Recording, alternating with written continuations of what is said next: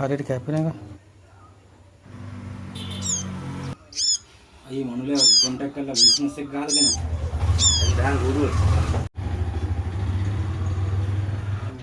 ඒකද කකුල එහෙම වෙලා තියෙන්නේ. ඔව් මට මෙතනට නෑ නෑ මචං.